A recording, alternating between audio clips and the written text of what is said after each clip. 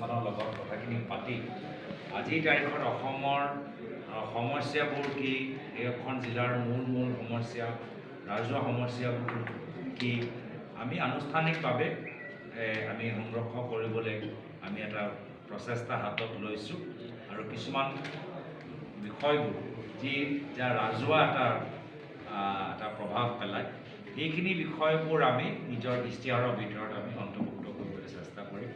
নিশ্চয় জিলাৰ ভিতৰতো সমষ্টি ভিত্তিও কিছু কথাবোৰ থাকে, কিন্তু আমি পৰৱৰ্তী সময়ত যেতিয়া আমি জিলা ভিত্তি বা বিধানসভা ভিত্তিত আমি কথাখিনি পাতিম, তেতিয়া নিশ্চয় সেইখিনি কথা সোমাব। কিন্তু আজিৰ তাৰিখত বৃহত্তৰ অসমৰ ক্ষেত্ৰত বা বৃহত্তৰ ধেমাজিৰ যি মূল বিষয়, য'ত আপোনালোকৰ নিজৰ অনুভৱ অভিজ্ঞতা আছে, সেইখিনি আপোনালোকৰ পৰা লৈছোঁ। এইটো কোনো মিডিয়া ব্ৰিফিং নহয়, এইটো কোনো প্ৰেছ বাৰ্তালাপো নহয়, সংবাদমেলো নহয়।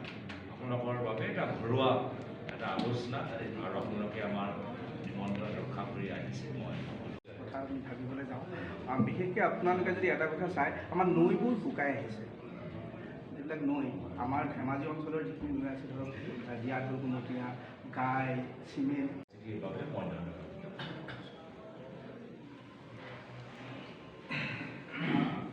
আচলতে আমাৰ কালি সন্ধিয়া